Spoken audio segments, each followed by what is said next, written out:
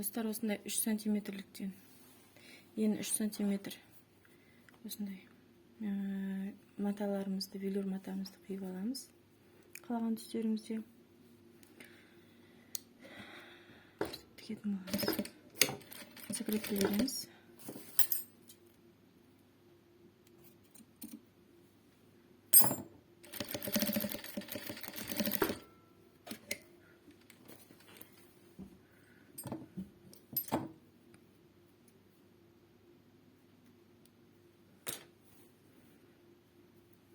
Матаның ортасын тауып аласыздар.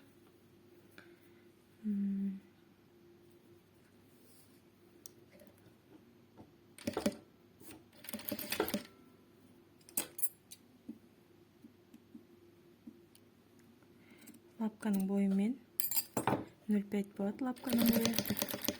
Тігіп шығасыздар.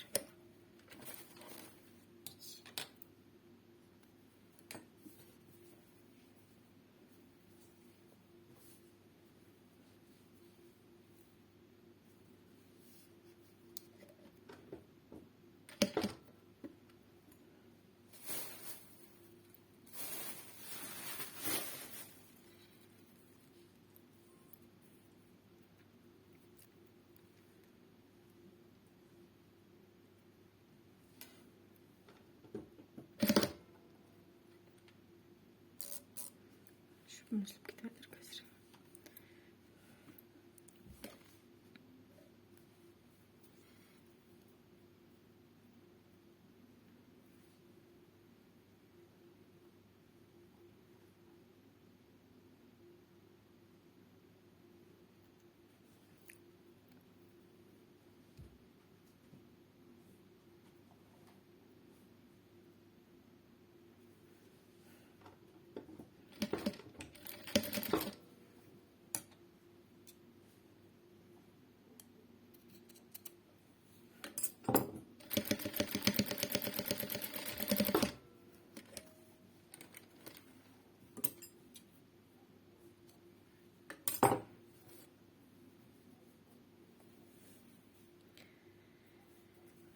Келесі қатарды да дәл осылай тігеміз.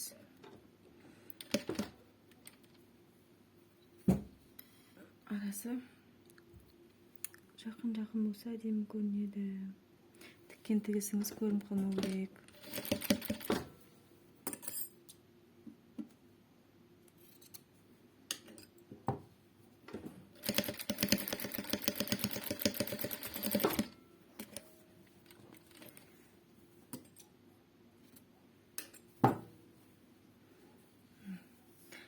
Ең бастысы осы басын әдемі қылып шығарып алсаңыздар,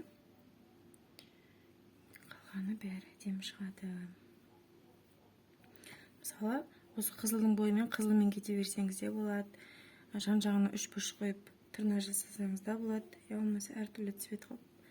Мысалы, қызылдың үстіне жасыл қойып, сөйтіп істесеңіздер де болады. Мен қазір жасыл қойып жатырмын қызылдың үстіне.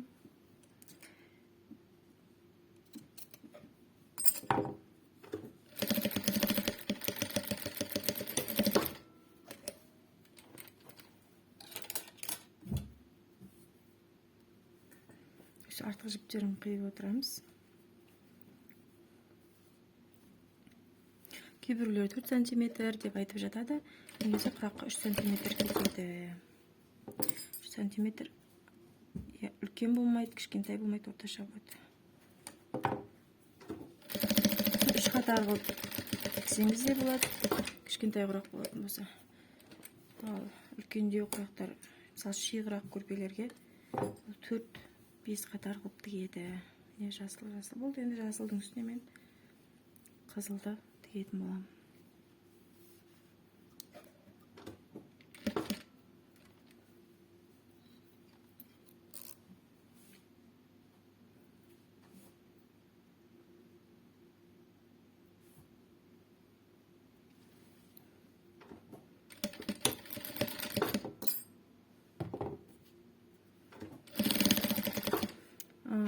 Қаяқ жөнінде мастер-класс керек болса, 3D қазіргі хит болып жатқан көрпелерде мастер-класс жүргіземін. инкарка символы деп бірақ көрпе деп іздесеңіз инстаграмнан парақша табылады, соған жазсаңыздар болады.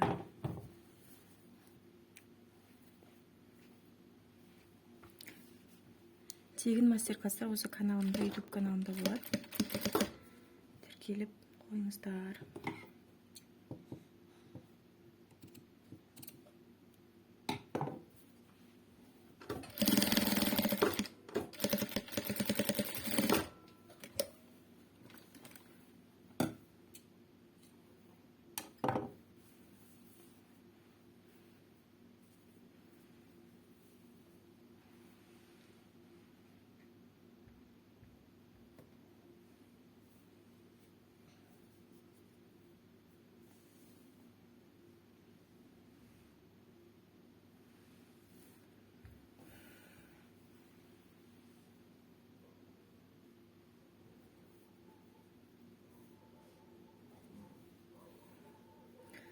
Бізде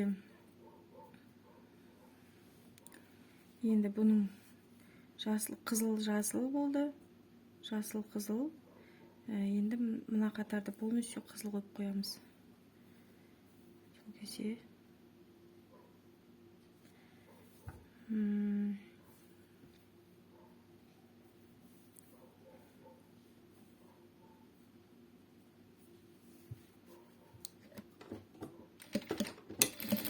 өседі.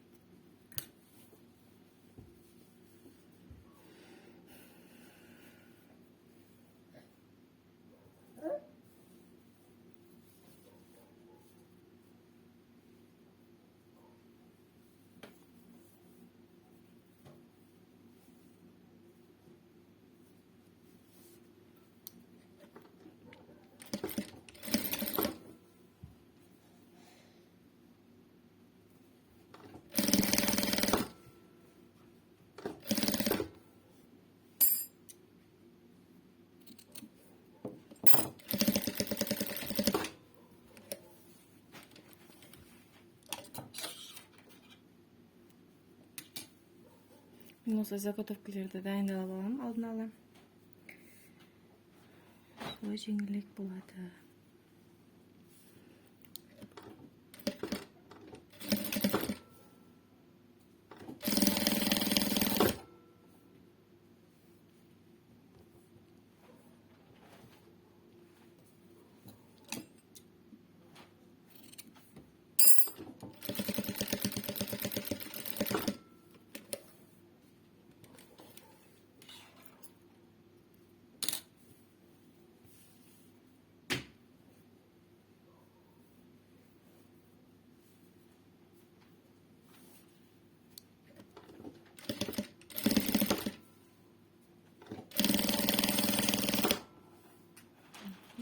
Жатыр.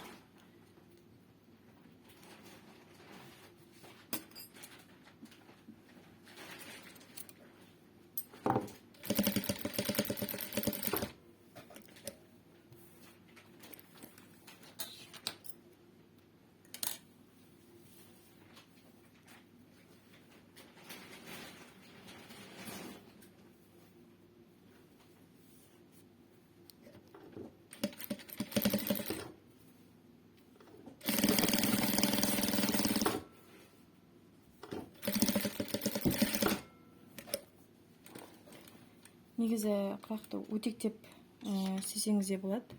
Есе тіпті жеу болып қалсаңыз. Өтектеп те тігуге болады. Үстінен тігіп болғаннан кейін пармен бір басып шықсаңыз жатар алады. Енді мынау не дайын болған неміз. Енді осының жағын ашпа, жағын тігіп шығамыз.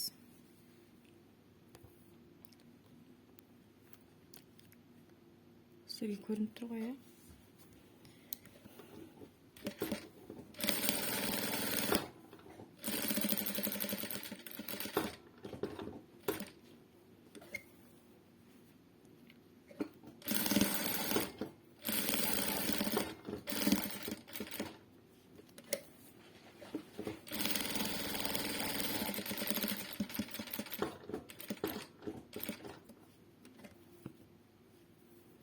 Не жібім бітіп қалыпты астында.